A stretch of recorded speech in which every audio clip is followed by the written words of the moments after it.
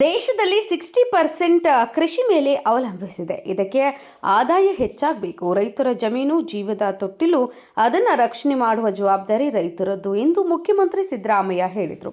ಶನಿವಾರ ಬೆಳಗಾವಿ ತಾಲೂಕಿನ ಹುದಲಿ ಗ್ರಾಮದಲ್ಲಿ ಜಿಲ್ಲಾಡಳಿತ, ಜಿಲ್ಲಾ ಪಂಚಾಯಿತಿ, ಕೃಷಿ ಇಲಾಖೆ ಹಾಗೂ ಸಕ್ಕರೆ ಕಾರ್ಖಾನೆಗಳ ಸಂಯುಕ್ತ ಆಶ್ರಯದಲ್ಲಿ ಕಬ್ಬು ಬೆಳೆಯುವ ಪ್ರದೇಶದಲ್ಲಿ ಮಣ್ಣಿನ ಆರೋಗ್ಯ ಮತ್ತು ನೀರಿನ ಸಮಗ್ರ ನಿರ್ವಹಣೆ ಯೋಜನೆಯ ಚಾಲನೆ ಕಾರ್ಯಕ್ರಮ ಉದ್ಘಾಟಿಸಿ ಮಾತನಾಡಿದರು. ರೈತರು, ಕೃಷಿ ಇಲಾಖೆ, ಸಕ್ಕರೆ ಇಲಾಖೆ ಇವರ ಸಮನ್ವಯತೆ ಇರಬೇಕು.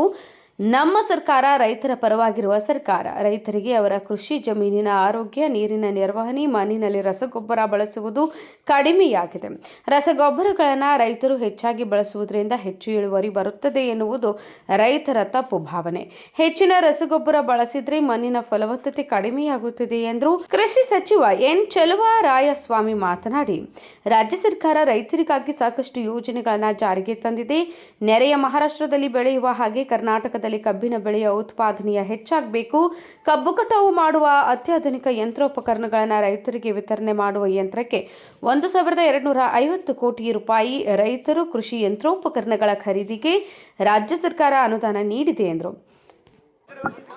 ಕಬ್ಬು ಬೆಳೆಗಾರರಿಗೆ ಅನುಕೂಲ ಆಗಲಿ ಅಂತ ಹೇಳಿ ಸಾಕಷ್ಟು ಬಜೆಟ್ ನಲ್ಲಿ ಘೋಷಣೆ ಮಾಡಿದ್ರಿ. ಇವತ್ತು ಯೋಜನೆ ಜಾರಿಯಾಗಿದೆ. ಮಣ್ಣಿನ ಆರೋಗ್ಯ ಬಹಳ ಮುಖ್ಯ.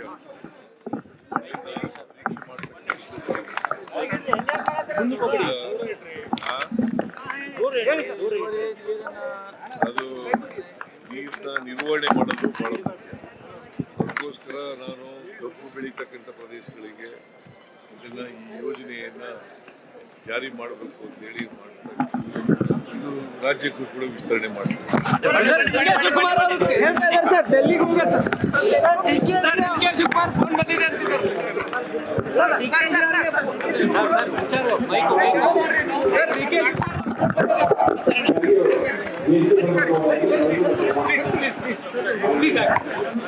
ಸತೀಶ್ ಜಾರಕಿಹೊಳಿ ಮಾತನಾಡಿ, ಕಳೆದ 30 ತಿಂಗಳಿನಿಂದ ರಾಜ್ಯ ಸರ್ಕಾರ ಕೃಷಿ ಪದ್ಧತಿಯಲ್ಲಿ ಬದಲಾವಣೆ ಮಾಡಿ ರೈತರ ಆದಾಯ ದ್ವಿಗುಣ ಮಾಡುವ ಪ್ರಯತ್ನವನ್ನು ಕೃಷಿ ಇಲಾಖೆ ಮಾಡಿದೆ.